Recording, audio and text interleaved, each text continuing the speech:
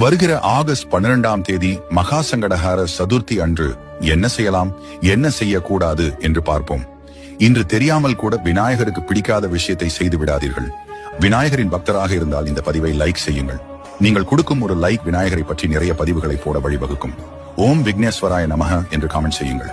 பொதுவாக சங்கடம் என்றால் துன்பம், ஹர என்றால் அழித்தல் என்று பொருள். எனவே துன்பங்களை நீக்கும் விரதம் இதுவாகும். விநாயகர் சதுர்த்திக்கு முன் வரும் தேய்பிறை சதுர்த்தி மகா சங்கடஹர சதுர்த்தி என்று சிறப்பிக்கப்படுகிறது. இது மிகவும் புனிதமான நாளாக கருதப்படுகிறது. வருடம் முழுவதும் சங்கடஹர சதுர்த்தி விரதம் இருக்க முடியாதவர்கள் இந்த மகா சங்கடஹர சதுர்த்தி அன்று விரதம் இருந்தால் ஓராண்டு முழுவதும் விரதம் இருந்த பலன் கிடைக்கும். மகா சங்கடஹர சதுர்த்தி நாளில் அதிகாலையில் நீராடி விநாயக பெருமானை வணங்கி விரதத்தை தொடங்க வேண்டும்.